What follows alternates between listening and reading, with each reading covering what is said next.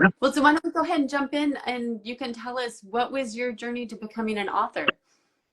It was a long one. I'll tell you that. So if anybody's interested in becoming a writer, start early. Originally my degree was in linguistics, and when I went to school I went to college, I put all thoughts of fiction and writing and art even, 'cause I was really started off as an artist in high school. Um, I put it all aside just so I could go to college and get this degree, and it kind of left me alone for quite a while. And then when I moved to New York City, I started getting back into Dungeons and Dragons of all things, and I got so into it that a friend of mine said, "Cameron, you wrote about 500 pages of content for a D&D campaign, and you also did additional videos and audio intros to all of this. So why don't you take this and why don't you try and figure this out and be be more serious about actually getting published?" And then I did take them seriously, and I found the Brooklyn Speculative Fiction Writers in New York City, which now is the largest speculative fiction writers group in the city. At the time, was just Bradley Robert Parks and a couple other people, in his house, and we all kind of worked together on our stories. And Daydreamer came about from a short story with BSW that just kept on going and going and going and going until it became this. And that was a long process, to say the least. I think I Well, started I working. have to say though, I've interviewed a lot of authors and I don't think I've ever had anyone say that that they started because of a D&D campaign. But I Yeah, love it. It makes sense because you do have to do a lot of writing and preparation for those campaigns, but that's amazing. yeah. So, and actually now when I teach and I really want the students to get into either the fiction or the nonfiction, I will do it like a D&D campaign. Mm. So we'll read a book, and then we will have my students all in together. We will be either make up a character in the setting, or we will act out. We will be the character from the book, and then see what we might have done at different points in the story, and then we roll the dice. Oh man, I wish I had my dice with me. Hold on, real quick. I'll get it. That is so cool. I bet the And students love that. then we'll roll the dice. That is a huge die. Yeah, and it's very nerfed, so no one gets mad with it. But yeah, so like just knowing what your character, what's a really great way to get to know the character, and once you really know the character, and other people start reacting off the character and what you do interact, changes their perspective and changes their minds, and everything becomes the story of this interaction, and it makes it a lot easier then to write a story if you know what your person, which you've now created fully in your head, would do on the page in the given circumstance. That's amazing. I love that. They must have so much fun with that. I mean, Oh because yeah, what a great way to character development. yeah, absolutely. Gameplay, and it's all play. And the difference between play, well, one of the many differences between play and then the narrative, the story, is that you have to refine it, right? Now you've made a decision. Now you have to put on the page, really focus. Is this exactly what I meant? Because things are happening in a game so quickly. You just, in the moment, it's the image in your head, it's a conversation, but it's not on the page. Now on the page, now we have to decide, do the words make sense? Is it poetry? Is what I'm saying what I'm actually feeling? There's a whole lot that goes into the writing process, which really makes you question your decisions in life. What did I do? What did I write this 400-page book? But but it really makes you think about words in a different way, from the sentence to the paragraph to the chapter, all the way through. Mm, that's so interesting.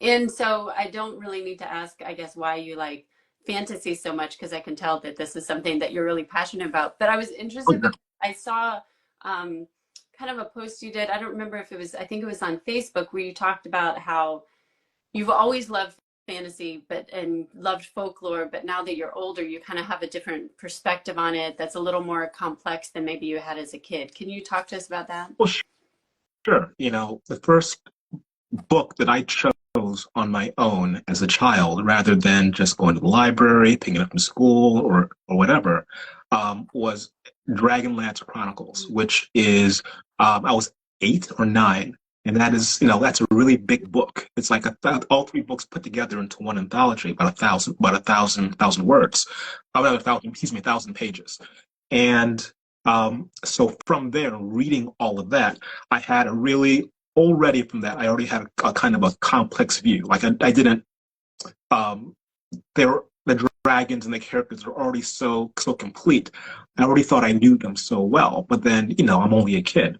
So as you're growing older, and as I started doing more research into the background of folklore, what folklore does, and how we have used folklore in different ways. And oftentimes people think about, fairy tales, etc., as these are things for children, so they're flattened for children. But really, no, there's a vast amount of use and psychology behind. Now there is anyway.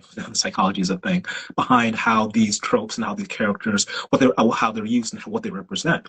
And so, for me, my own personal journey as a human being, I can look at these characters and go through the therapy that I've gone through and say, okay, what am I like today versus what I was like when I was Charles's age, and how things changed. And, as an adult now, I can look at a dragon-like character and say, okay, this might have been what was going on in his head because, he had his own issues. Every character, every person that you put on the page, they have their own issues. And if you can find a way to connect that to the folklore and who and what these creatures are and what they were, it becomes really powerful. So, for example, in folklore, there are many creatures across cultures, which are tricksters. And tricksters are neither good nor evil. They're just there to stir the pot and make people think. And one of the main characters in my story is Miss Huang. She is absolutely a trickster character, and she is both mean, but also she has priorities which are noble. She knows how to take care of people. She really, like, her job in no spoilers, I guess, for this. I tell you pretty early. Her job is the babysitter for all different folk who live in Charles's apartment building, and a lot of them are dream folk. They're folklore creatures, and they dream. And when they dream, things can happen. So it's her job to make sure that the children who live there aren't affected by the adults, basically, not too badly, so they actually have a chance to dream.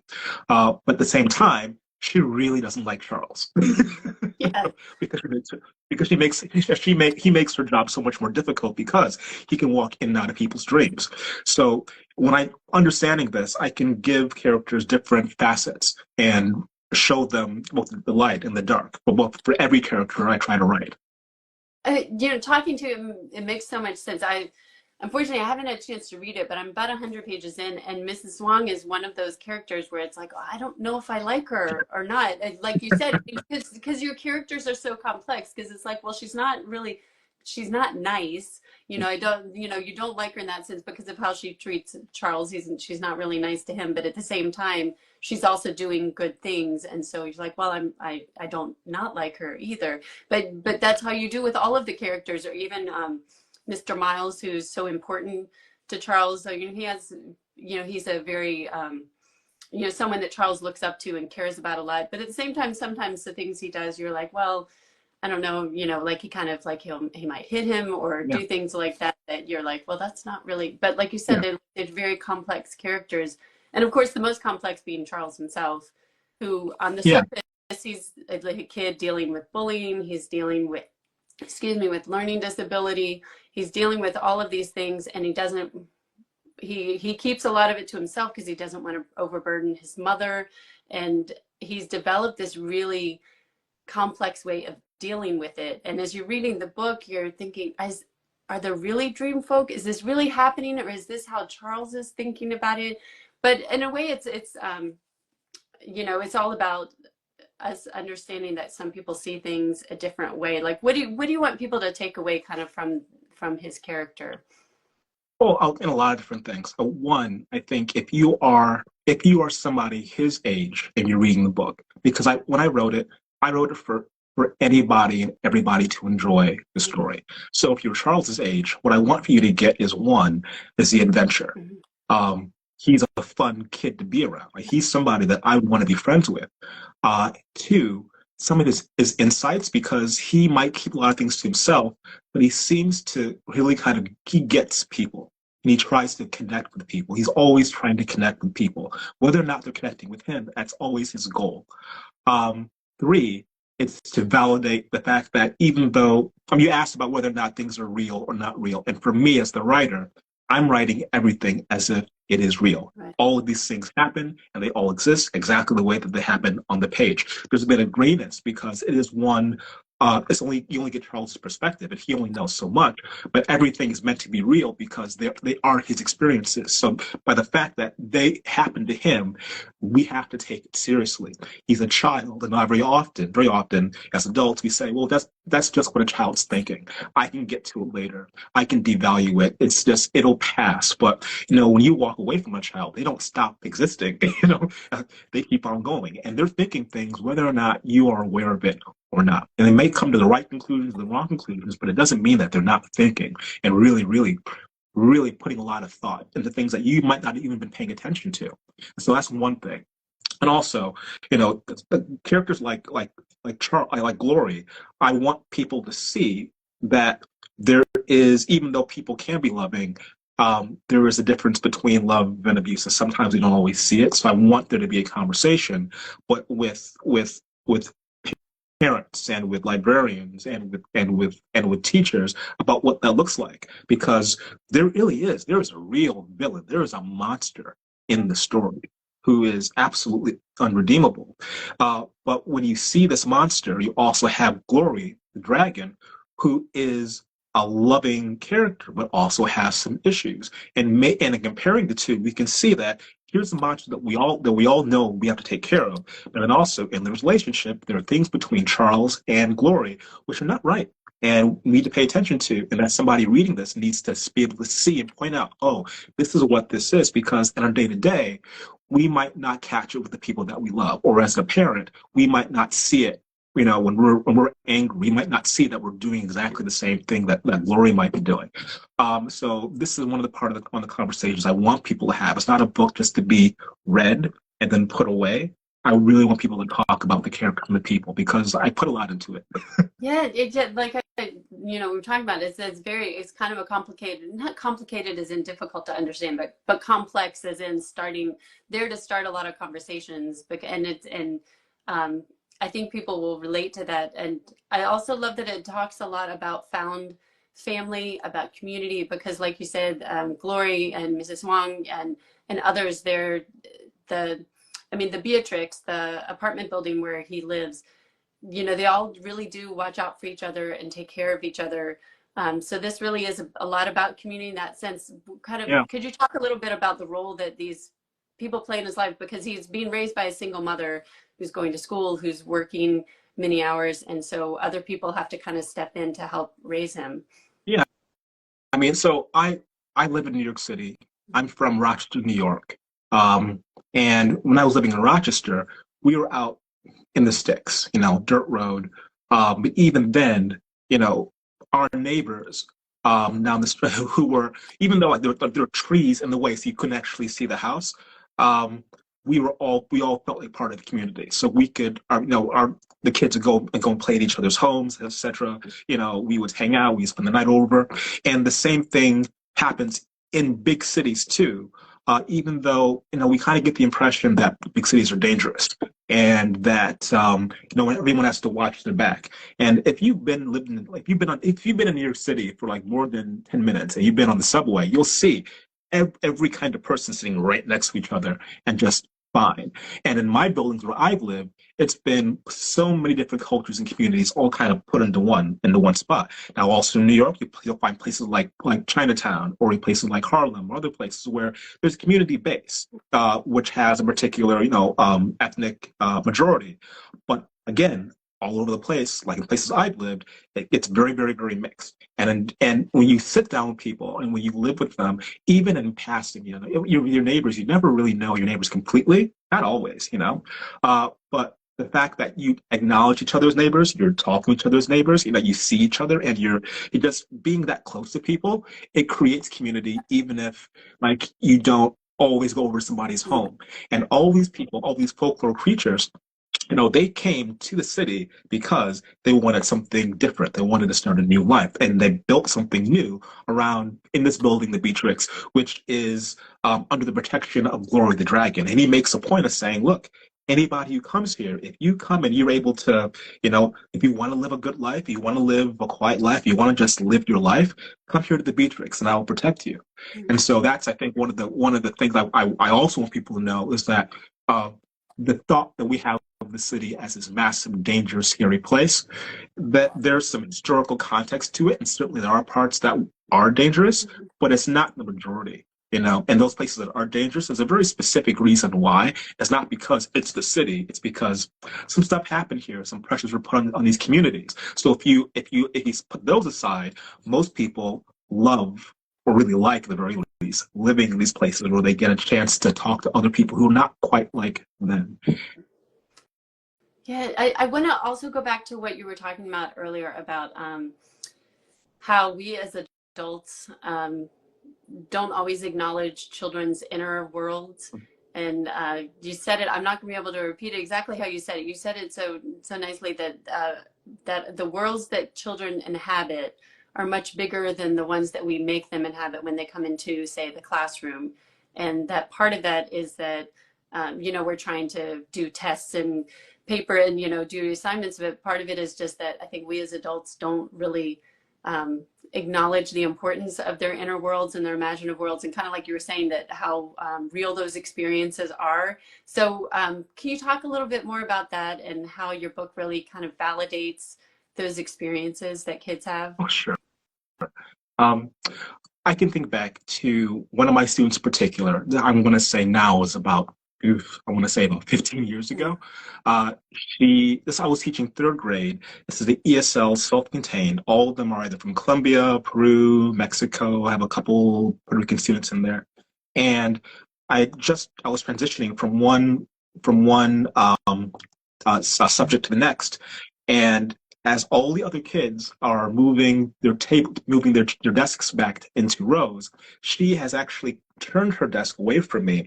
She has a book, which she can't read, but she has a book on her lap, and she's pretending to teach some other person, to an invisible student in the room. And chairs are screeching, everyone's talking. She is just focused in on this thing that she's doing. And I called her name finally. After the third time of me calling her name, she goes, oh, looks around, so embarrassed, turns red, jumps into her seat, puts her hands like this, like she was there the entire time. And that's just, and it's funny and it's fun, but that just goes to show, like, even in a classroom, there's so much going on. And when you think they're not paying attention, really, it's true. They're not paying attention to you. I mean, they really are. And it's like, hey, how you doing? But you can't get horribly angry because they're kids. And there's so much going on that maybe is the things that you're teaching, while you think are important and legitimately are important, are not their main priority, not the thing that is most on their mind. And if it gets to the point where it's like they just have to have this moment and think about this other thing, you kind of got to let it happen. As much as you can, you kind of got to let it happen, because they're not in the mood to learn about westward expansion. Which may not be an important topic to them at that moment, or ever, quite frankly. But yeah, so I use that as an example just to say that it's a very natural thing. I think we kind of have to remember that we as adults, we do this too. The fact that we can pay attention doesn't mean that we always are. Maybe it just means that we're able to hide it better, that we are paying attention when really we're thinking about something completely different. I mean, I know I can do it because I've been on tons of Zoom meetings from just like, and so we're adults. So the consequence, who's going to come and yell at us? There's no teacher in the room saying, go to the principal's office. Right. So that's just something to keep in mind, that everybody from the smallest person up, they're constantly, they don't stop. What they're thinking, what they're imagining, it doesn't stop ever. Right. Yeah, and I was also thinking about how you said that kids fight dragons every day, and that a lot of times they are, I mean, kind of the example you gave, I mean, part of it is just their imaginative, they have such great imaginations, but part of it is that a lot of them are dealing with really serious challenges, like Charles is in the book. Yeah. Like, again, I've been teaching for over 20 years, and so you'll see students, well, I've seen students who come in where, their parents will say, "Oh, I think my child is dumb." They'll tell me that. and he or she can't learn, or where they're so stressed at home that coming to school is the place where they're calm and they find some sense of calm, and then the behavior of school is very different from the behavior at home. And then when I meet the parents, I go, oh, okay, now I see why there's dichotomy, the difference here. There's so many different things, and in my own life as well. You know, you always picking and choosing things that happen to yourself. You always put a little bit of yourself, or maybe more than a little bit of yourself, onto the page. Um, but you know, you'll see more of the monsters I'm talking about closer to the end. But that's one of the things kind of Charles has to get over as well, because when he sees the ogres, he thinks of them also kind of monsters. He's not quite sure if they're monsters or not. By the end of the story, even he has to realize that all of them, everyone, they're just a kid, and they're dealing with something which even adults will have a hard time dealing with. And that's one of the things that I also want to be known, is that everyone is dealing with something, whether or not you see it or not, whether or not it's traumatic or not. Everyone's working their way through this world. And as a classroom teacher, you just see them all at 25 at a time, 25 worlds all at the same time, trying to focus on one thing, westward expansion. Wow, it really makes me appreciate teachers a lot more. Although I have the teacher and the principal in the book, at least as much as I've read so far, they don't really seem to be great about acknowledging, you know, what kids are going through and kind of what pressures they might be dealing with outside of the classroom. Well, the principal, she's pretty good. I'll say this. The principal's good. She doesn't have as many lines. And again, as a principal, you're looking after everyone of their safety. The teacher in this class, Mr. Sargent, Yeah. that is a bad teacher. Yeah. And he is a teacher who's based off of someone that I had when I was growing up. And that teacher she was rough. You don't really notice it. You don't realize how poorly they were doing the job often until later on. I remember I had her in third grade, and I remember walking to her classroom in fourth grade to go deliver something. And one of the kids in her class looked up at me and said, "Get out of here, black boy." Mm. And she looked up and completely ignored him and said, "What do you want, Cameron?" And it took me a while to go like, oh, wow, that was horrible. And it took me a while. I mean, like years back thinking like, oh, wow, you were Right. work. Yeah. So she herself is not a good teacher. But also I put this story in the 1980s specifically because what teachers know now, whether or not their personalities are different, I can say that I've had more good teachers than bad. But in the 1980s, we did not know as much about neurodiversity. That word didn't even exist back then. So, and dyslexia did, but even then, we did not know nearly as much as we do now about what it is, how it represents, how it connects to other things, the neurology behind it. You know, we just didn't know. Right. So there's a lot there that I wanted to kind of couch in a time capsule of the 1980s, because we moved on. The special needs teachers that I work with, they're wonderful. As a matter of fact, when you finally do meet a special needs teacher in the book, she is based off of somebody that I know who is just like she's like walking joy. I love talking to her. You can see the way that she loves the kids and the kids love her. Right. But Charles is afraid of going in. I thought that was interesting. And you also talked about that in your introduction. I don't remember if it's prologue or author's note at the beginning, where you're telling kids, okay, just because if somebody uses language, maybe they call him dumb or they do this, know that that's not true. And, you know that, and he may not know that at the time, because like you said, I mean, not that stuff doesn't go on now, but it certainly has changed a lot since the 1980s in terms of people's attitudes and what we know. So I thought that was great to acknowledge that in the beginning of it. Thanks.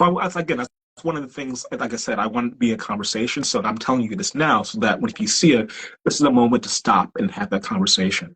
And yeah, I can only speak for the schools that I've worked in Rochester and in Buffalo and in New York City. And I can say that even the people who do not share all of my beliefs on things, which I think are important, I still see that day to day, the care that goes into the conversations between them and students least at the elementary level, are good. They're looking for the right things. They're trying better. Now, again, in the 1980s, I was a kid, so I don't know what to compare it Right. to. I'm the subject. Yeah, I would say I'm here in California, and I've been really impressed at my daughter's in third grade now, and I've been really impressed at her school in terms of like accommodations they make for kids that are neurodivergent, but also just in general the emphasis on emotional wellness and not just academics. That they really try to do a lot to teach kids about that, so that's definitely very different than when I was growing up in Yeah, the that's new. That didn't exist. That was not a thing that we did. yeah. And if you We talk actually, to at my school, we I'm not actually have a even period a day when that's supposed to be one of the things that we're focusing on. It's that social emotional awareness, and doing activities that don't require you to get the right answer. It's to be okay with making mistakes and thinking about things in a different way, in different kind of perspective. That did not exist. right. And I think even if you had talked to adults at the time, they might not have even thought that was a good idea. A lot of them kind of thought we needed to just get on with it and, not coddle. I think coddle kids. I think that might be how they would have thought about it. But Yeah. yeah. Well, so this is, I was just looking at the time and I promise you like 20 to 25 minutes. We've already gone over that, but it's just I feel like there's so much more we could talk about in this book because I really do encourage people to read it. It's really wonderful. And I know it just came out recently, so I don't know if you're thinking ahead to other projects, but do you have anything else in the works or something you're thinking towards? Yeah, I'm a writer. I don't just write middle grade. I've written essays, poetry, I've written for Foreign Policy magazine. So I primarily do science fiction and fantasy. So I just finished some edits for my adult novel, which I'm going to go talk to my agent like in 5 minutes. But after that, I have a couple things that I don't want to say anything yet, because the word has not been put out yet. I don't know. It's not a definite thing, but I have some fun space sci-fi stuff that I'm excited to start writing. Oh, Let me put it that way. I can't wait to. Um, the title of the book, sorry, somebody's asking, is Daydreamer. Mm-hmm. Yes. Yes, and it'll be under Rob Cameron. Yeah. And Oh, and one more thing. Actually, I should say. So, Daydreamer. When I wrote the book, this one, it has a definite ending. We get to a point where Charles is in a better space, even though it's not where he thought he would end up. But there's definitely more to the story to tell. So if you would like to hear more about Charles and see more of his adventure, please do buy the book or go to the library and read the book, and then please review the book. Because we really, really need reviews. Authors live and die off reviews because Amazon does things to algorithms. Womp womp. So we need people talking about it. thank you for that reminder. And I think sometimes people don't remember or don't realize how important that is to give Yeah. those reviews, especially if you actually bought it and you can say it's a verified purchase. I think it gives it a little more juice on there. And borrowing it from your library too. If you're not able to go out and buy the book, letting the libraries know this is something that you care about is also important. Yeah. It just came out in August. My publisher just sent me like this list of sales, like 2,000 books, more than 2,000 books have been bought. So guys, all 2,000 of you, I need the reviews, please. Review the book. Oh, yes. And thank you so much for joining us. And I know we have somebody that just joined us late, but don't worry, this whole thing will be up on Instagram in a few minutes. So you can go back and watch what you missed. We're also going to have it up on our YouTube channel so you can see the whole thing. But thank you Very cool. so Thank much. you. It's such a pleasure to talk with you. Thank you for taking time to speak with us today. Absolutely. Love this. All right. Bye, everybody. Thanks. Have a great week.